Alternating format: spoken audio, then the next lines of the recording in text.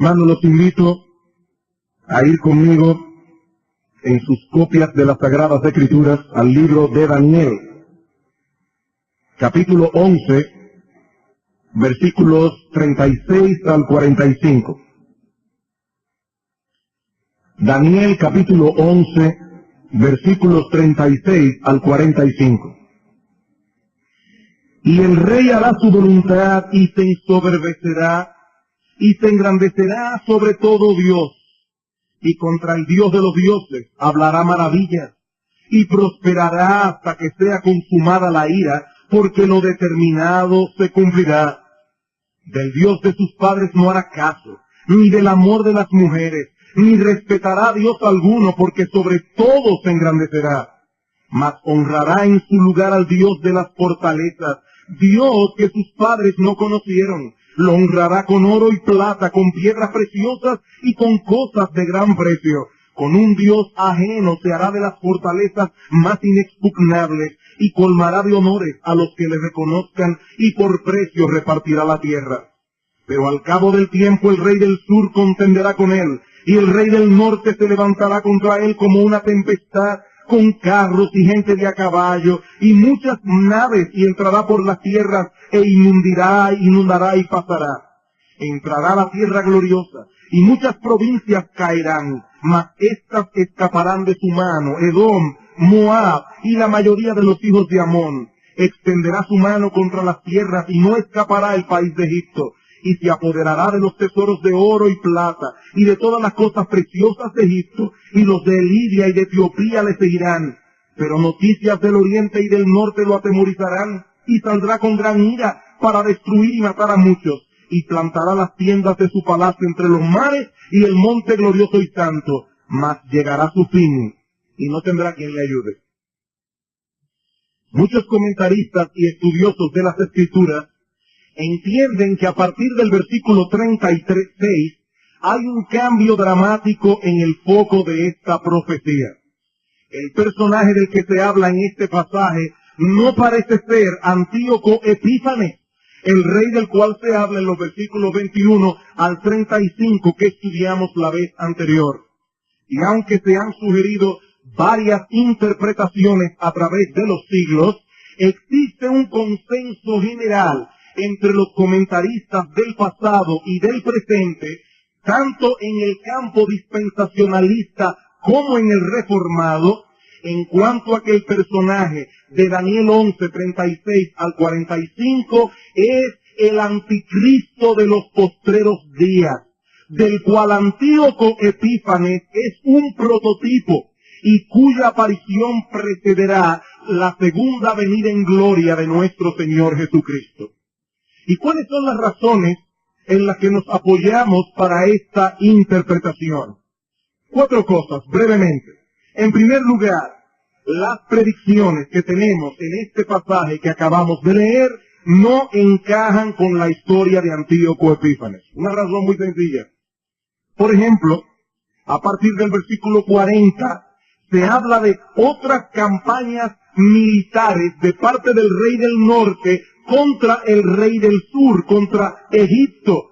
Pero resulta que Antíoco Epífanes no pudo realizar ninguna otra campaña militar aparte de las que se mencionan en los versículos 21 al 35 que hemos estudiado ya. Recuerden, hermanos, lo que veíamos en el sermón anterior, cómo los macabeos se levantaron para reconquistar Jerusalén y cómo purificaron el templo y la verdadera adoración a Dios en el año 165 antes de Cristo, tal como Daniel lo había profetizado. Cuando eso ocurrió, Antíoco Epífanes se encontraba en Persia, donde le alcanzó un correo con la noticia de lo que había ocurrido en Judea. Y según Primera de Macabeos, no lo busquen en su Biblia, no lo van a encontrar, pero según primer libro de Macabeos, capítulo 6, dice lo siguiente en el versículo 8.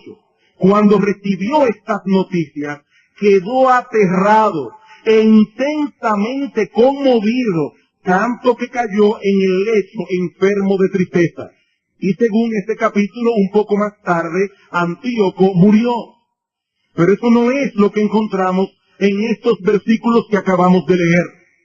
De hecho, los que piensan que el texto sigue hablando de Antíoco Epífanes, nos dicen que allí la profecía recapitula lo que había sido profetizado anteriormente, porque estos mismos comentaristas entienden que el texto no encaja con los eventos históricos que ocurrieron después de lo que se predice en los versículos 21 al 35. Pero no solo eso, tampoco la descripción que se da de este rey misterioso encaja del todo con la de Antíoco.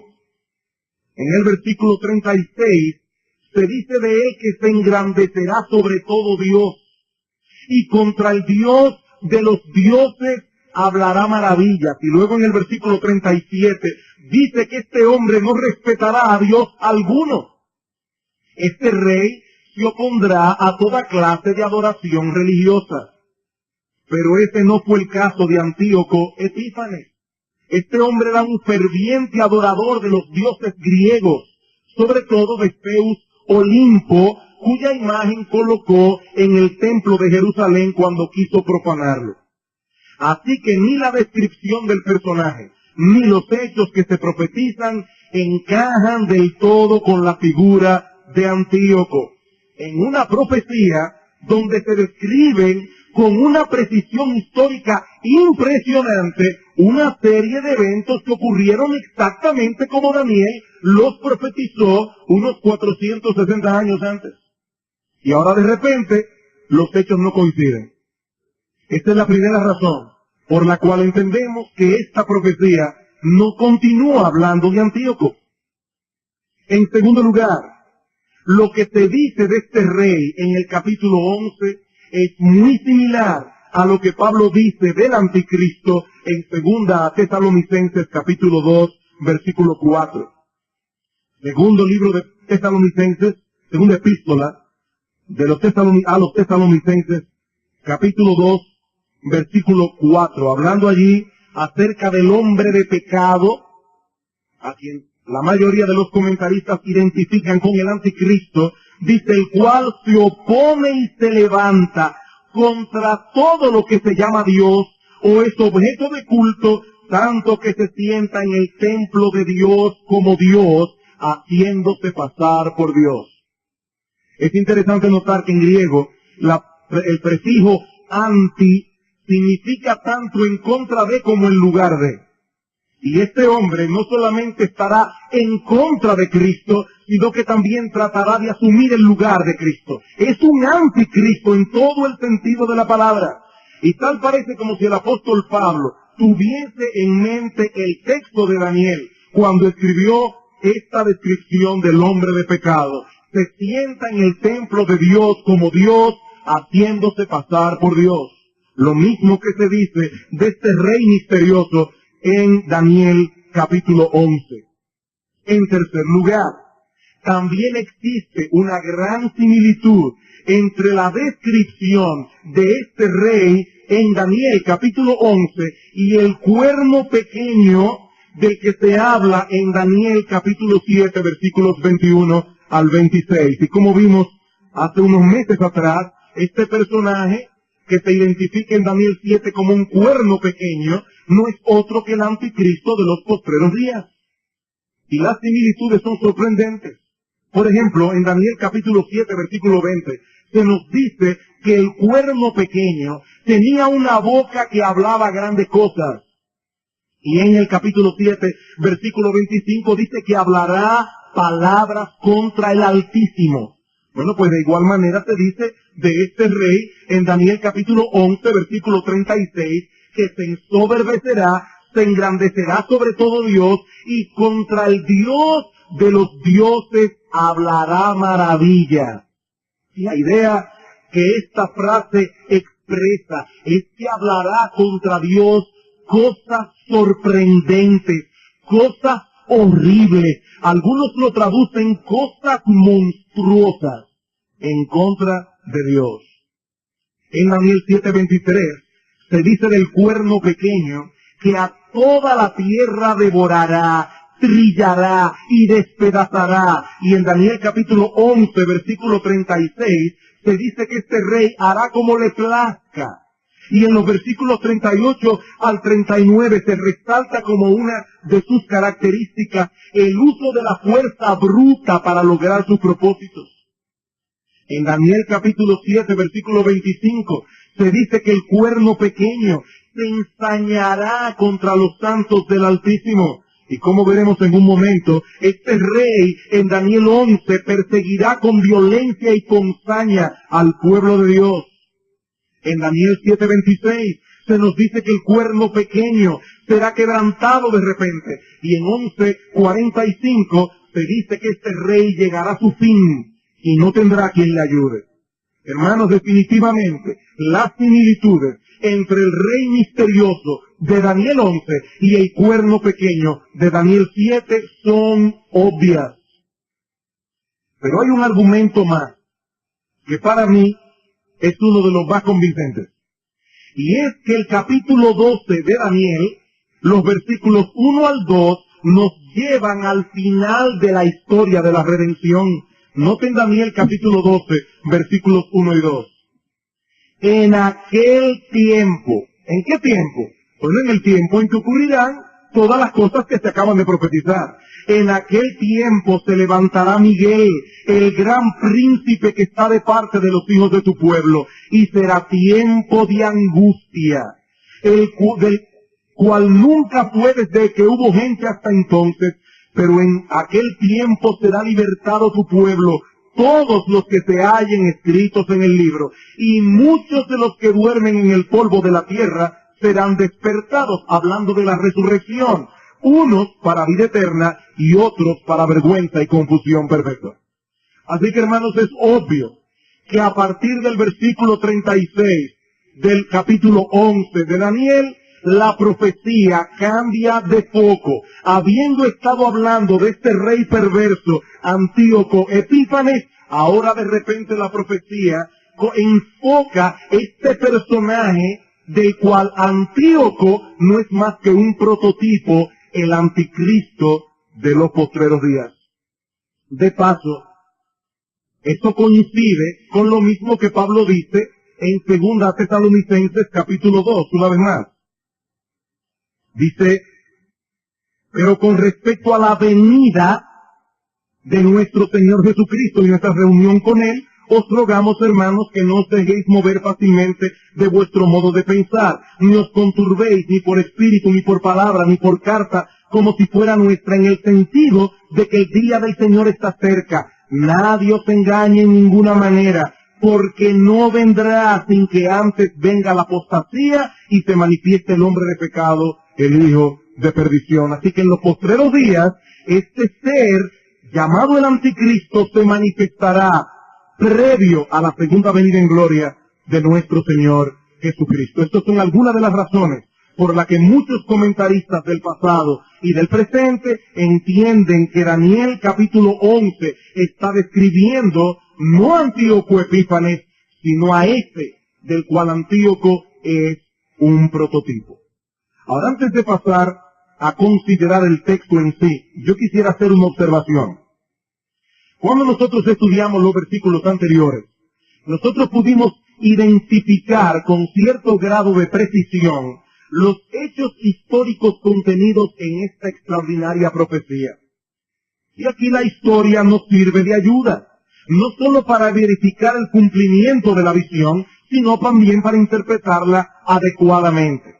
Pero cuando nosotros estamos tratando con profecías que todavía no se han cumplido, el asunto es aún más complejo. De hecho, para el mismo Daniel, esta profecía era enigmática. Dice en el capítulo 12, versículo 8, yo oí, mas no entendí. Daniel no entendió. Imagínense qué de nosotros. Daniel no entendió. Y es muy probable que no lo hayan entendido los judíos que vivieron en su época, que leían esta profecía y decían, ¿de qué se trata todo esto? Ahora imagínense a un judío leyendo Daniel capítulo 11 en el siglo II antes de Cristo. Muy probablemente Iban a comenzar a entender muchas de las cosas que se profetizan y que ya se cumplieron en este capítulo. Pues lo mismo ocurre con nosotros, hermanos. Muchas de las profecías futuras que encontramos en las Sagradas Escrituras, las entenderemos en todos sus detalles después que los eventos ocurran. Después que los eventos pasen, nosotros vamos a entenderlas hasta el dedillo. No ahora.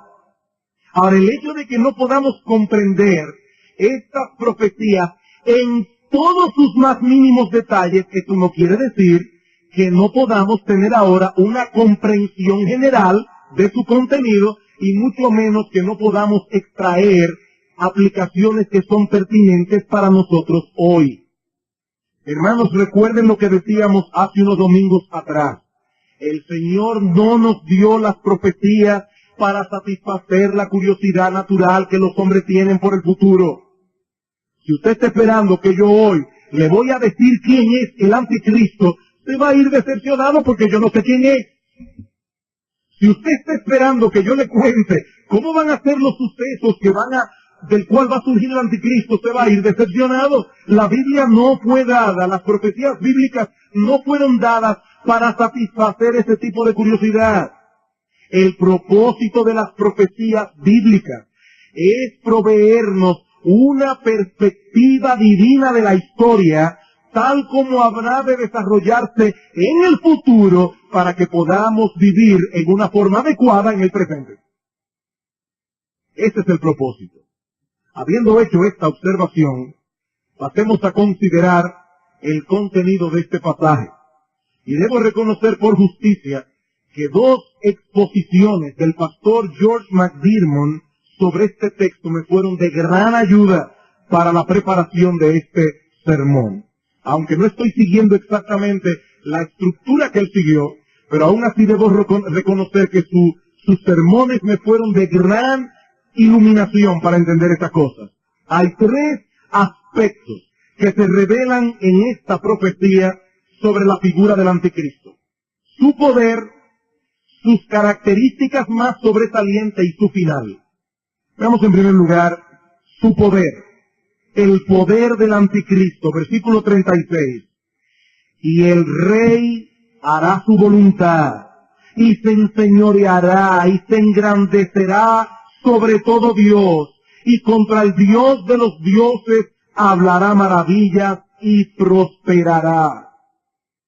Esta expresión, el rey, usada en el hebreo con un artículo definido, parece ser enfática aquí. Nos habla de la autoridad y el poder que ostentará este individuo, cuyo dominio se hará sentir sobre todas las naciones de la tierra. ¿Quién será el anticristo? Un gobernante mundial. En Apocalipsis capítulo 7, versículo 13, se habla de un grupo de reyes que entregarán su poder y su autoridad a la bestia, refiriéndose a un conglomerado de naciones que reconocerán al anticristo como su cabeza. Este conglomerado de naciones, dice en el versículo 14 de Apocalipsis 13, 17, se levantará en guerra contra el Cordero. Un grupo de naciones que van a luchar contra el Cordero.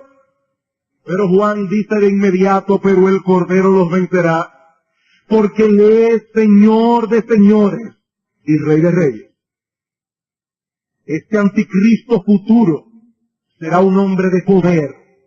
Poder civil, político, económico, militar y aún religioso. Prácticamente todas las naciones se postrarán ante él y reconocerán su autoridad. En segundo lugar, veamos sus características más sobresalientes. ¿Cómo será este hombre? Bueno, el texto resalta 7 características que tendrá este individuo. Hermanos, escuchen bien lo que se está describiendo aquí. En primer lugar, será un hombre arbitrario en el ejercicio de su poder.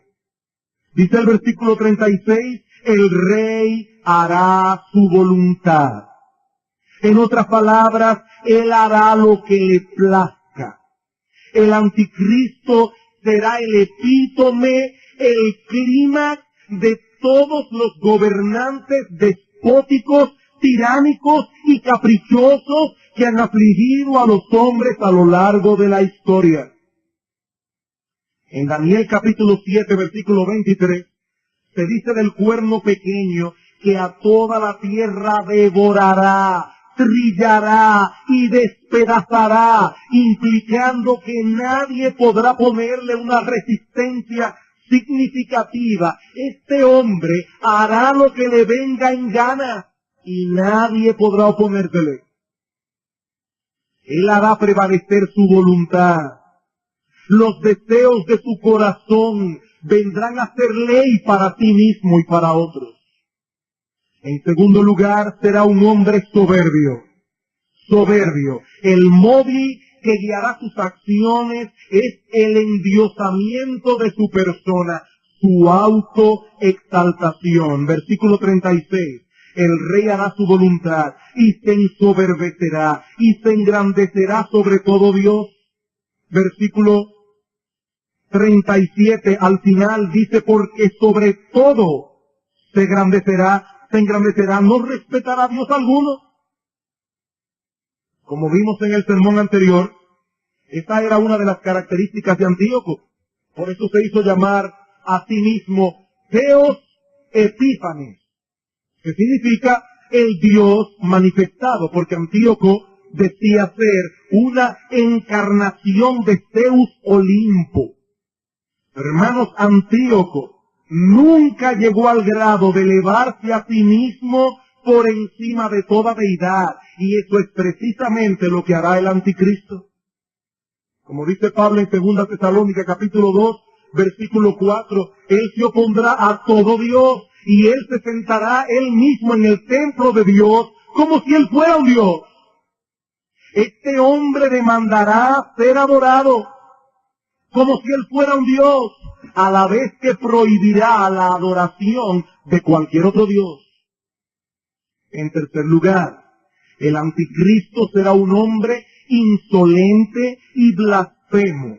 Dice en el versículo 36, el rey hará su voluntad y se ensoberbecerá y se engrandecerá sobre todo Dios, y contra el Dios de los dioses hablará maravillas. Y como vimos anteriormente, la idea de esta expresión es cosas sorprendentes, cosas monstruosas que causarán el asombro de todos los que le escuchen. Sus blasfemias serán tan insolentes que hasta los hombres impíos se maravillarán. Es lo mismo que se dice del cuerno pequeño en Daniel 7:25, hablará palabras contra el Altísimo. Cuando estaba leyendo este texto de Daniel, vino a mi mente que tal vez la intención de Daniel fue darnos una instrucción por contraste, porque 3 veces en el texto del capítulo 7, donde se habla del anticristo, se señala a Dios como el Altísimo. El Altísimo hablará palabras contra el Altísimo. Este hombre blasfemará contra aquel que posee máxima autoridad en los cielos y en la tierra, aquel que él debiera reverenciar, aquel que él debiera temer con gran temor. La insolencia de este hombre no tendrá límites. Con tal de hacer que los hombres menosprecien a Dios, él no tendrá reparos en proferir las más horribles blasfemias contra él. En cuarto lugar, el anticristo será un apóstata. Dice en el versículo 37, del Dios de sus padres no hará caso. Y algunos comentaristas entienden que el anticristo será de descendencia judía, porque dice del Dios de sus padres, y una expresión que se usa mucho en el Antiguo Testamento para hablar de los judíos que adoraban a Dios. Otros ven aquí una referencia al cristianismo, contra el cual el anticristo se levantará a pesar de haber sido criado en el seno de una familia que profesa la fe. Y es interesante notar que en el cuadro que Pablo nos brinda en 2 Tesalonicenses capítulo 2, versículos 3 al 4, Pablo conecta un gran movimiento de apostasía religiosa con la aparición del anticristo. Él dice, no se dejen mover por personas que dicen que ya vino el día del Señor. Dice, no, eso no vendrá sin que antes venga la apostasía y se manifieste el hombre de pecado.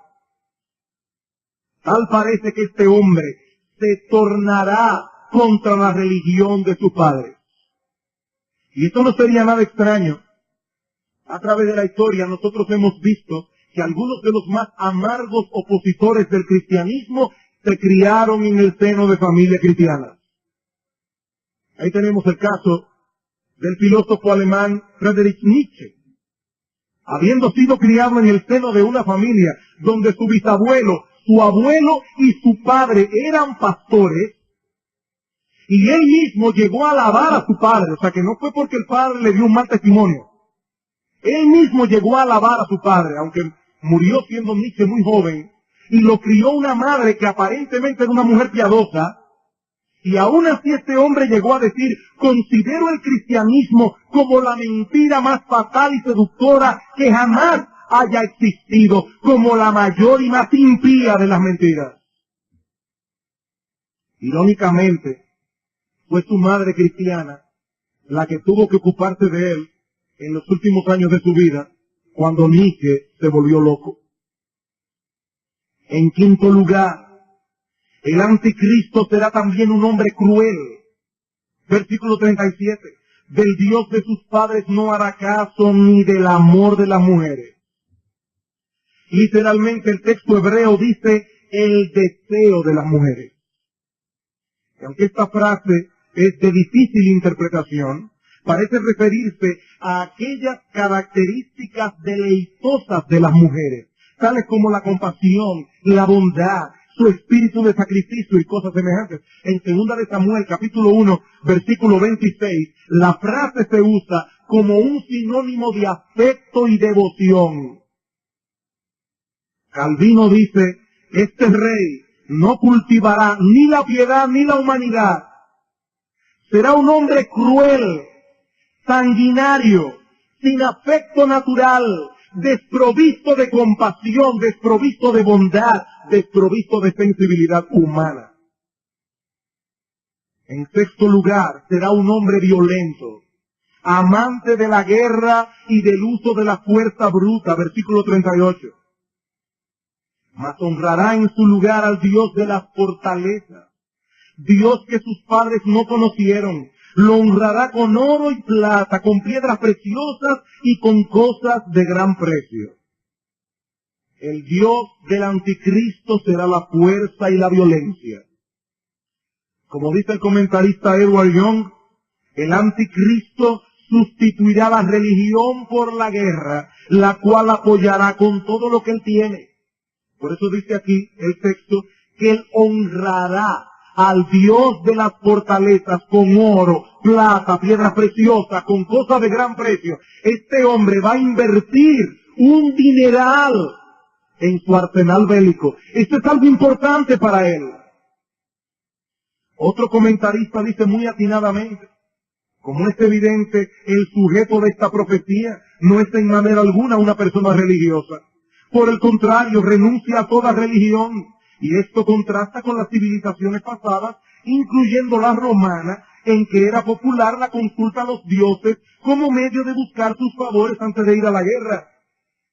Y puede ser que sea esto que se refiere a Daniel, cuando dice que él adorará a un Dios que sus padres no conocieron. Porque aún esas civilizaciones salvajes le pedían a sus dioses que les ayudaran en la guerra. Y consultaban a los dioses cómo iba a terminar todo esto.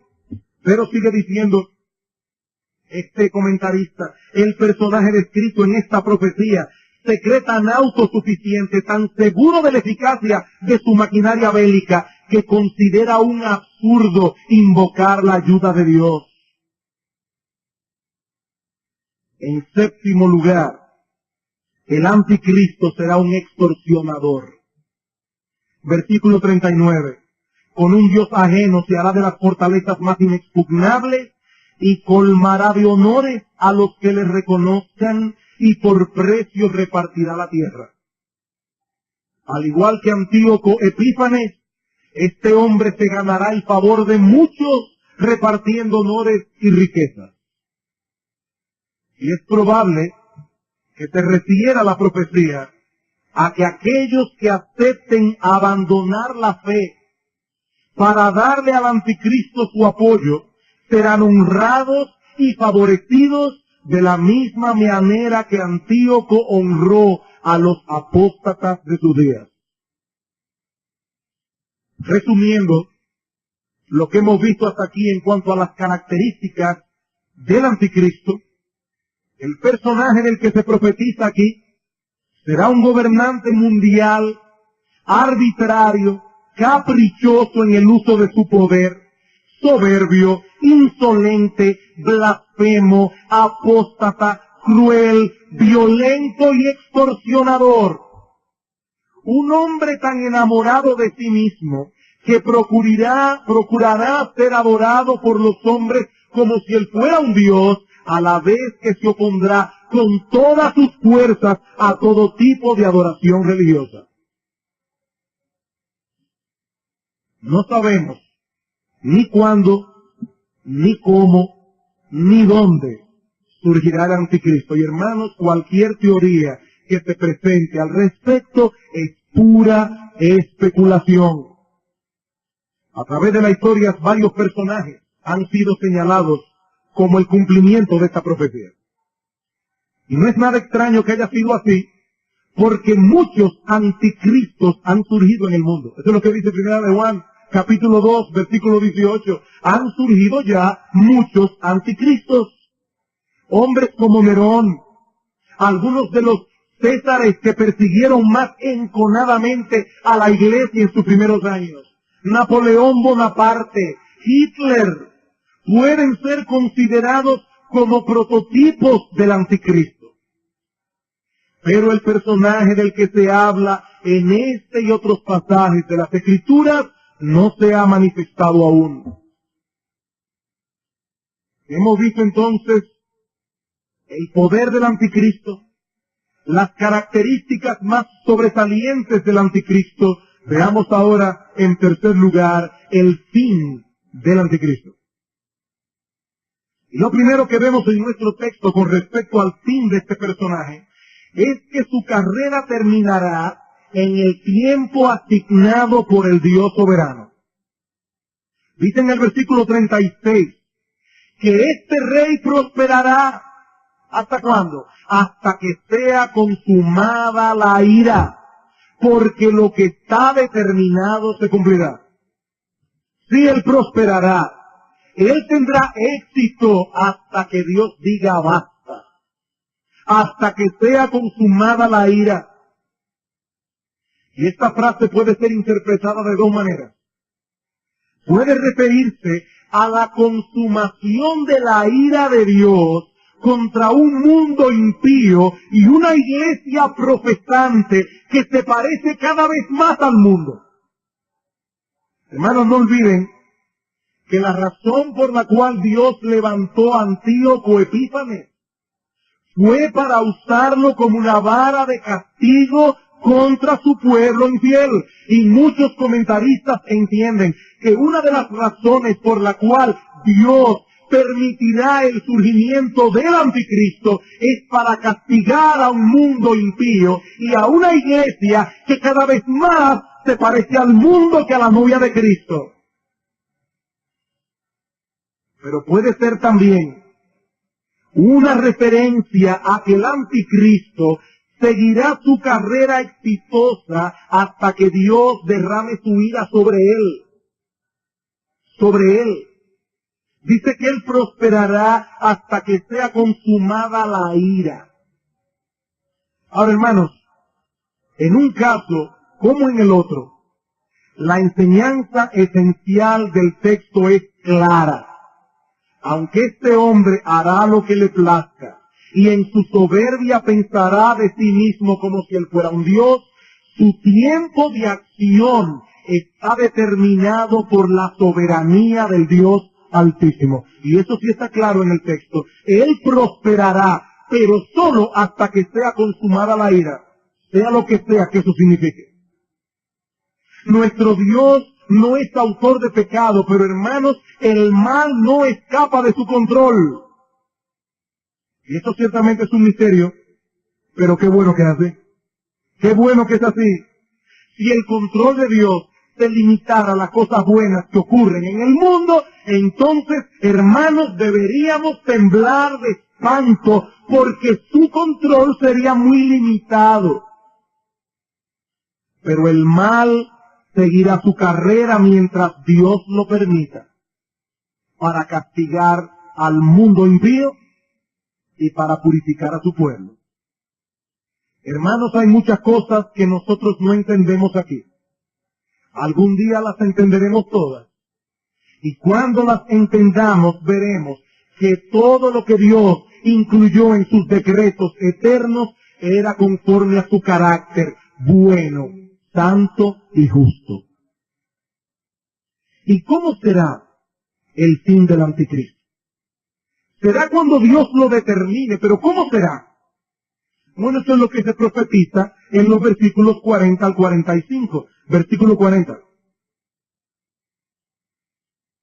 Pero al cabo del tiempo, el rey del sur contenderá con él, y el rey del norte se levantará contra él, es decir, contra el rey del sur, como una tempestad, con carros y gente de a caballo, y muchas naves, y entrará por las tierras, e inundará y pasará. El texto dice literalmente en el tiempo del fin. Cuando dicen aquel tiempo, al cabo del tiempo, en el tiempo del fin, como una clara referencia al fin de esta era. ¿Qué ocurrirá? Que algunos se tornarán contra el anticristo. Algunos querrán rebelarse de su yugo. La profecía menciona aquí de manera particular al rey del sur. Recuerden, hermanos, que en la profecía que hemos venido estudiando, los reyes del sur eran los de la dinastía de los Ptolomeos en Egipto, y los reyes del norte eran los Seleucidas en Siria, a los cuales pertenecía precisamente Antíoco Epífanes. La visión aquí está usando el mismo lenguaje que se ha venido usando en las predicciones anteriores. Pero hermanos, es muy obvio que estos nombres no se deben interpretar literalmente. ¿Y cómo lo sabemos? Bueno, en primer lugar, porque estas dinastías ya no existen. Ya no existen los Ptolomeos, ya no existen los Seleucidas. Como tampoco existen algunas naciones que el texto menciona más adelante. En el versículo 41 dice que escaparán de su mano Edom, Moab y la mayoría de los hijos de Amón. Pero resulta, hermanos, que estas naciones no solamente no existen hoy, sino que ni siquiera existían en los días de Antíoco Epífanes. Es obvio que nosotros debemos interpretar estas cosas no en una manera literal. ¿Qué es lo que el texto quiere señalar? Que un enemigo poderoso, el rey del sur, se levantará contra el anticristo, identificado en el pasaje como el rey del norte, en una clara analogía con Antíoco Epífanes. Pero el anticristo se le opondrá con todo su vigor y con todos sus recursos bélicos. Versículo 40. Pero al cabo del tiempo el rey del sur contenderá con él, y el rey del norte se levantará contra él como una tempestad, con carros y gente de a caballo. Es obvio, hermanos, que una guerra en el día de hoy no se va a pelear con caballos. Se está usando el mismo lenguaje que se usaba en aquellos días. Y muchas naves, y entrará por las tierras e inundará y pasará. El anticristo aplastará a sus enemigos. Y en ese momento se iniciará una persecución masiva contra el pueblo de Dios. Versículo 41. Entrará a la tierra gloriosa, y muchas provincias caerán. Literalmente el texto dice muchos caerán, mas estas escaparán de su mano. Edom, y Moab y la mayoría de los hijos de Amón. La tierra gloriosa es una referencia a la tierra de Palestina, pero usada simbólicamente en el texto para señalar al Israel del nuevo pacto, la iglesia de Dios. En Daniel 7:25 dice que a los santos del Altísimo quebrantará. Ahora, hermanos, yo estoy consciente de que algunos en el día de hoy piensan que los creyentes en Cristo no estarán aquí cuando surja el anticristo, porque habrán sido raptados previamente y sacados del mundo.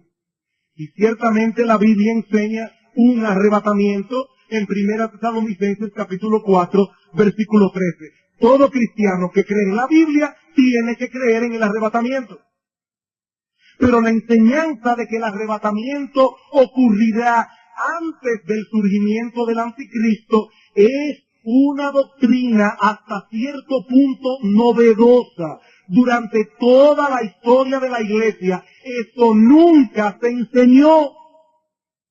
Hasta mediados del siglo XIX, y es difícil rastrear el comienzo histórico, pero aparentemente todo esto comenzó con la visión de una mujer, y esto se hizo muy popular al ser incluido en las notas al pie de la Biblia editada por Scofield. Ahora, hermanos, ¿qué nos enseña la Biblia? Que el arrebatamiento de la iglesia será posterior a la salida del anticristo. Mateo capítulo 24.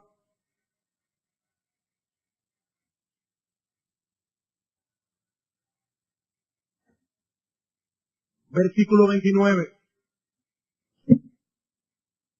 E inmediatamente después de la tribulación de aquellos días, después de la tribulación de aquellos días, el sol se oscurecerá, la luna no dará su resplandor, las estrellas caerán del cielo, las potencias de los cielos serán conmovidas.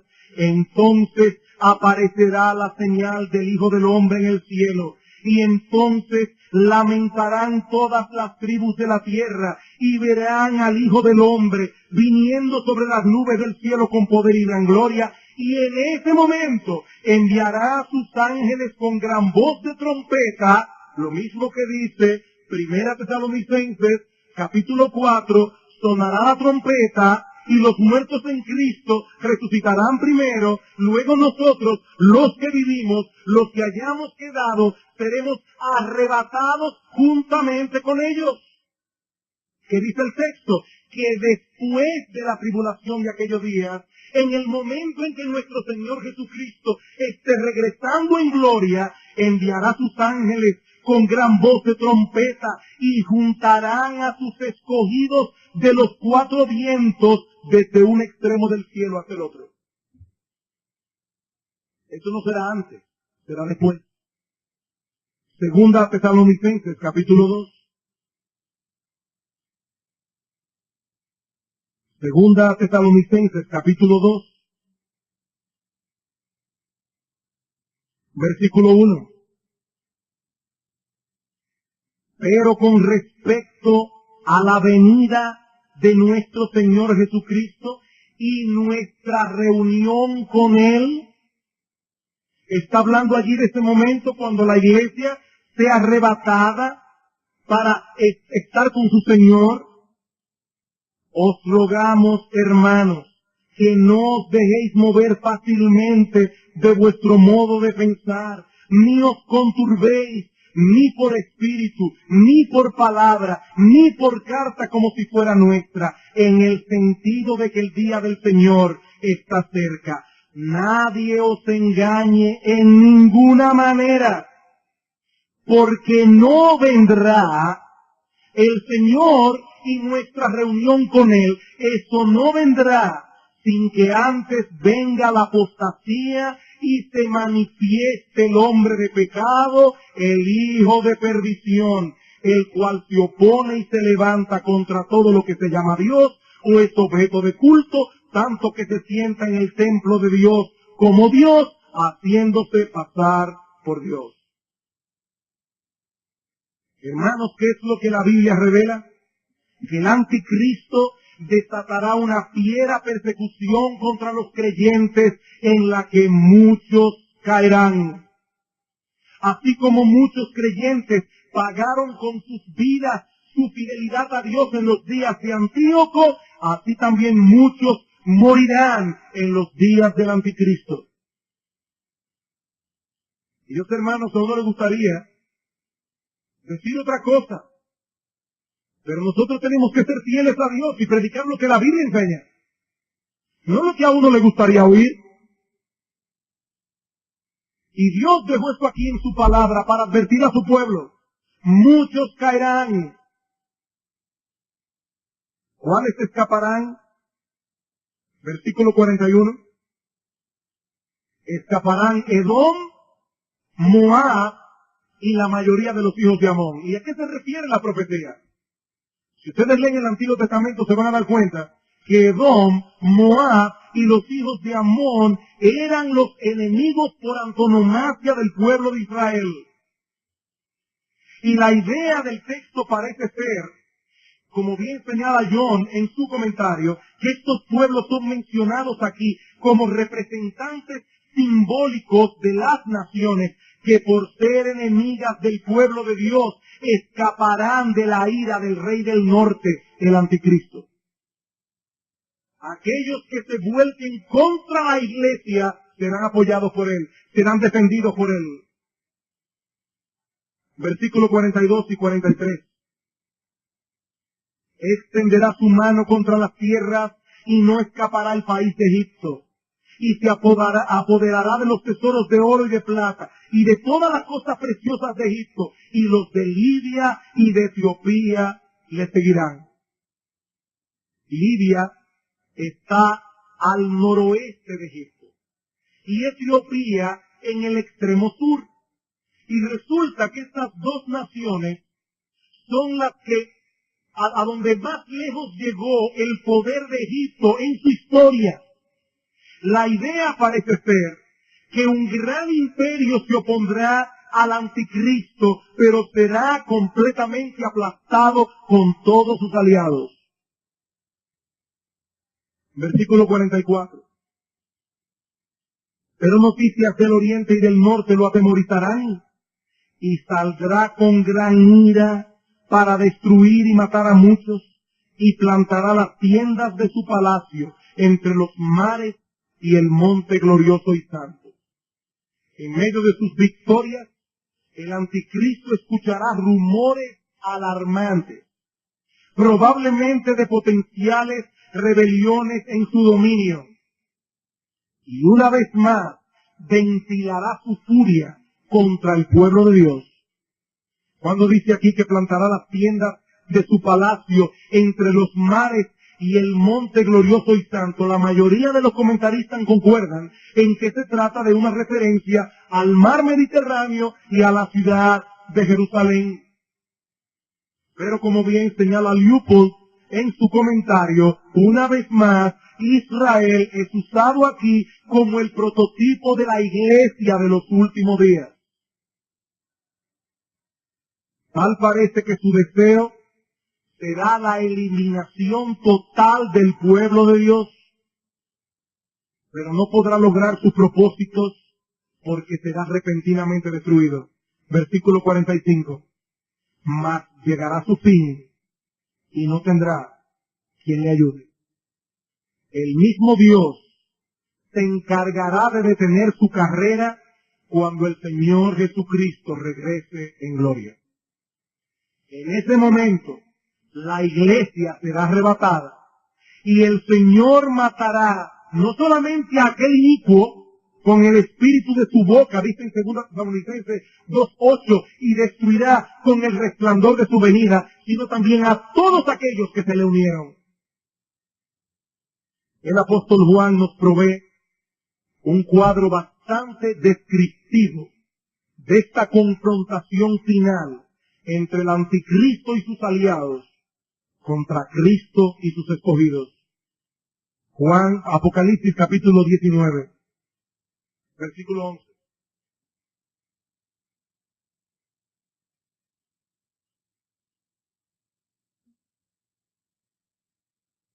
Entonces vi el cielo abierto, y he aquí un caballo blanco, y el que lo montaba se llamaba Fiel y Verdadero, y con justicia juzga y pelea. Sus ojos eran como llama de fuego, y había en su cabeza muchas diademas, y tenía un nombre escrito que ninguno conocía sino él mismo. Estaba vestido de una ropa teñida en sangre, y su nombre es el Verbo de Dios.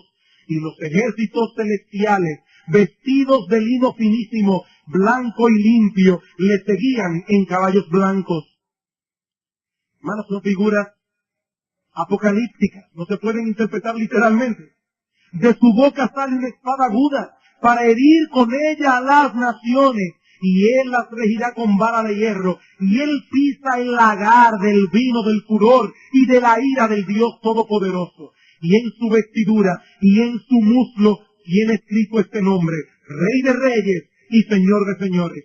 Y vi a un ángel que estaba en pie en el sol, y clamó a gran voz diciendo a todas las aves que vuelan en medio del cielo: venid y congregaos a la gran cena de Dios, para que comáis carnes de reyes y de capitanes, y carnes de fuertes, carnes de caballos y de sus jinetes, y carnes de todos, libres y esclavos, pequeños y grandes.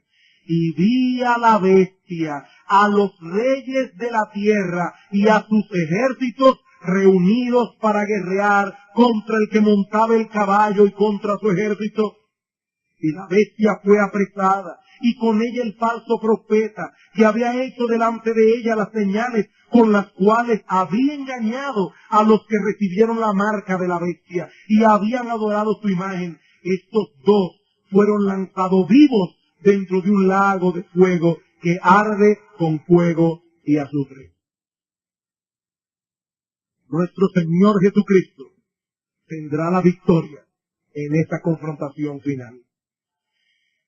Hermanos, ¿qué aplicaciones prácticas nosotros podemos derivar de un pasaje tan sobrio como el que hemos estudiado hoy? Bueno, en primer lugar, observando la carrera del anticristo, nosotros podemos tener una idea de la naturaleza horrible de ciertos pecados que serán característicos en este archienemigo de Dios. ¿Cuáles son las características del anticristo que nosotros vemos en muchas personas en el día de hoy? Algunas de estas características, hermanos, en esta generación han dejado de ser pecado y ahora se consideran como una virtud. Pero son pecados. Son pecados. Por un lado, la voluntariedad. Dice en el versículo 36 que este hombre hará lo que le plazca. Sus deseos le controlarán por encima de toda ley humana y divina. El anticristo será el epítome de un hombre dominado por sus propias pasiones, por sus inclinaciones. Y el resultado será un tirano tan cruel que será más parecido a una bestia que a un ser humano. Hermanos, cuidado con dejar que nuestros hijos, que están bajo nuestra responsabilidad, sigan el curso de sus deseos.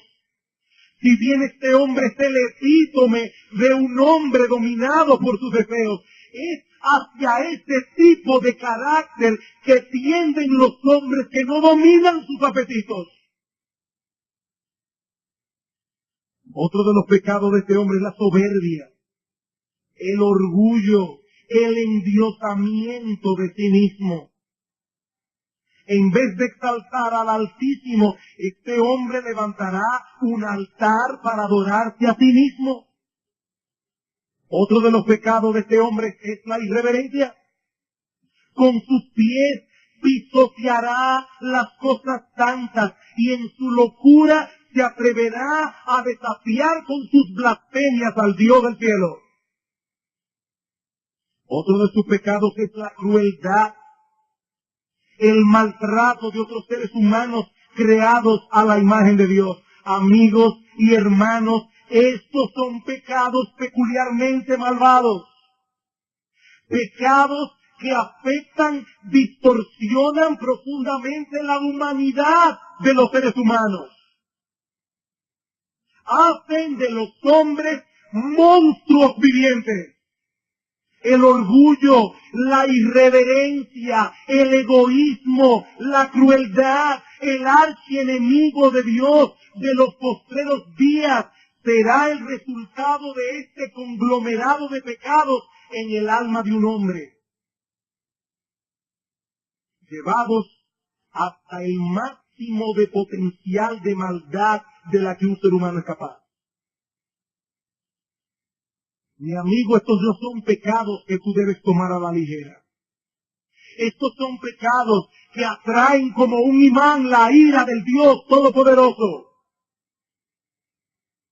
Mis hermanos, estos son pecados contra los cuales los hijos de Dios deben luchar con todas las fuerzas de su corazón. Si vamos a ser sal y luz en medio de una generación donde algunos de estos pecados han pasado a la categoría de virtud, debemos mostrar claramente en nuestras vidas el carácter de Cristo. La humildad, la mansedumbre, la bondad, la benevolencia, la reverencia por las cosas de Dios y por la ley de Dios. Queridos hermanos, amparados en la gracia y el poder de Dios, nosotros debemos cultivar estas virtudes en una forma muy evidente, o de lo contrario no seremos eficaces en mostrar al mundo el poder transformador del Evangelio de Cristo. En segundo lugar, este pasaje nos enseña una vez más que a pesar del mal que vemos a nuestro alrededor, nuestro Dios sigue reinando soberano y Él llevará la historia a la meta que Él trazó para ella desde antes de la fundación del mundo. El anticristo pensará de sí mismo que es un Dios y que toda su carrera será determinada por su propia voluntad, pero el Dios del cielo ya determinó su surgimiento, ya determinó su carrera, ya determinó su final y nos lo dio a conocer en una visión alrededor del año 535 antes de Cristo, hace más de 2500 años. Hermanos, la historia no se muere a tontas y a locas. La historia tuvo un principio, ciertamente tendrá un fin, el que Dios decretó para ella desde antes de la fundación del mundo, para la gloria de su nombre y para el bien eterno de sus santos. En tercer lugar, de acuerdo a lo que aprendemos de este pasaje, podemos deducir que muchos que profesan la fe de Cristo no estarán preparados para el embate que significará para la iglesia el surgimiento del anticristo. Hermanos, debemos reconocer con tristeza que mucho de lo que se predica hoy como evangelio no presenta una visión adecuada de la vida cristiana y no prepara a sus profesantes para pagar el precio que debemos pagar por vivir en un mundo que es hostil a Dios. Somos adictos de la comodidad. Somos adictos de las cosas fáciles. No queremos pagar el precio de lo que significa ser cristiano. El Señor Jesucristo nos advierte claramente. Él no nos mintió, Él no nos sedujo, Él no nos engañó. Él nos advirtió claramente que en el mundo tendremos aflicción, que seremos perseguidos por causa de su nombre. Mateo capítulo 5, versículo 10, bienaventurados sois cuando por mi causa os vituperen y os persigan y digan toda clase de mal contra vosotros mintiendo. Gozaos y alegraos, porque vuestro galardón es grande en el reino de los cielos, porque así persiguieron ellos a los profetas que fueron antes que vosotros. Gozaos y alegraos, esa es la porción del cristiano. No una vida cómoda y fácil.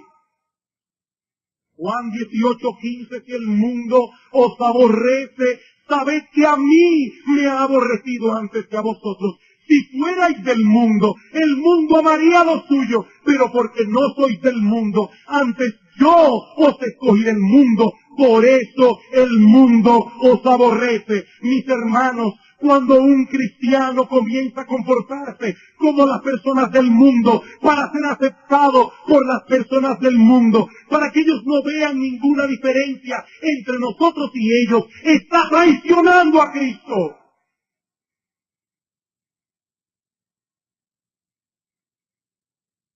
Primera de Pedro 4:12. Amados, no os sorprendáis por el fuego de la prueba que os ha sobrevenido, como si alguna cosa extraña os aconteciese. Los cristianos padecerán persecución.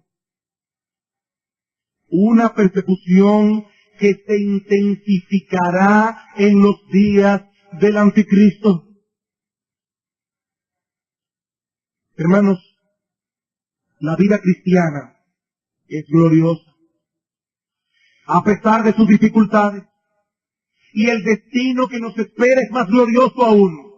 Dice Pablo en Romanos capítulo 8, versículo 18, que las aflicciones del tiempo presente no son comparables con la gloria que en nosotros será revelada. Pero lo cierto es que mientras estemos de este lado de la eternidad, nosotros seguimos en pos de uno que antes de llegar a la gloria tuvo que pasar por la cruz. Primero la cruz, luego la gloria. Nosotros no podemos invertir el orden. Primero la cruz, luego la gloria.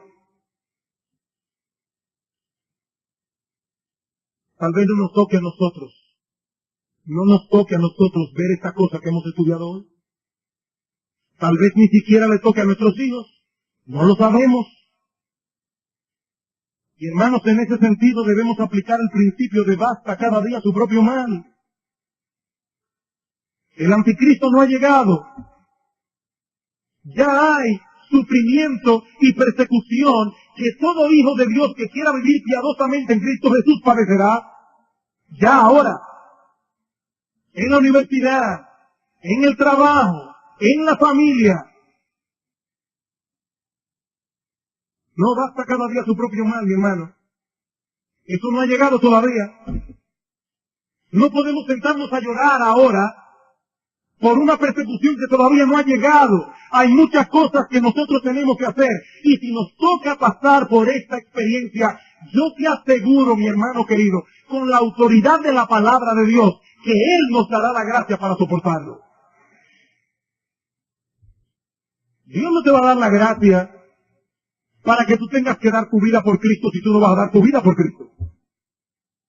No, Él no te va a dar la gracia antes de tiempo, ni te va a dar la gracia si no la necesitas. Él te la dará en el momento preciso cuando tú lo necesites.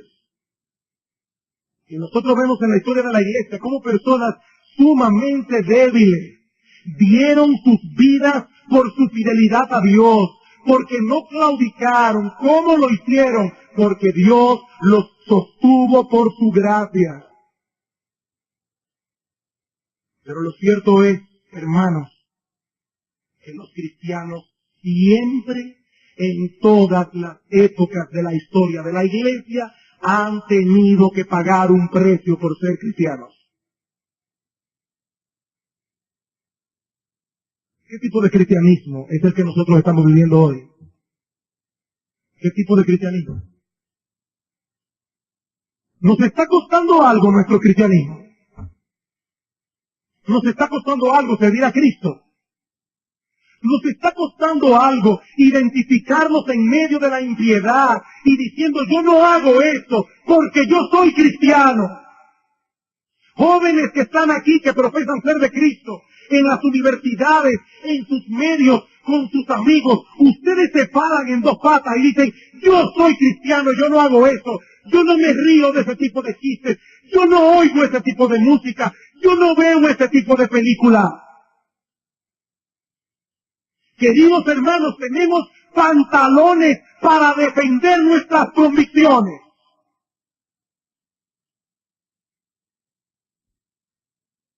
Es a eso que Dios nos llama. Si nosotros somos cristianos. Un terror. A que el impío no me burle. A que se alejen de mí. A quedarme sin amigos. No le temas a los hombres. Ellos pueden matar el cuerpo, pero el alma no pueden matar. Teme a este que puede destruir tu cuerpo y tu alma en el infierno.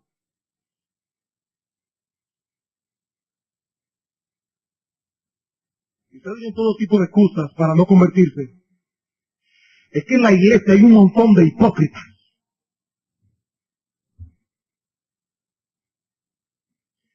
Dios aceptará esa excusa tuya en el día del juicio.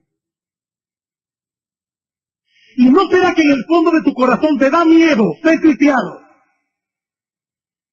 ¿No será cobardía lo que te impide venir delante de Cristo? Porque tú sabes que la Biblia es la verdad. Tú sabes que el Evangelio es la verdad. Tú sabes que solo en Él hay salvación. Joven que estás aquí, ¿no será cobardía?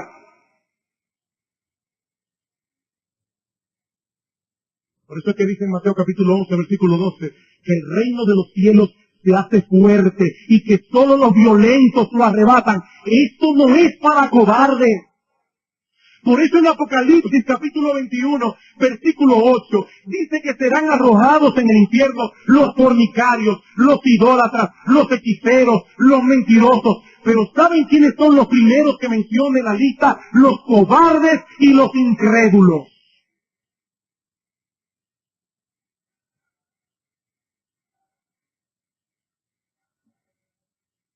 ¿Qué tan dispuestos estamos nosotros a pagar el precio de seguir a Cristo? A este crucificado. Ahora, en cuanto a ti, mi amigo que nos visita,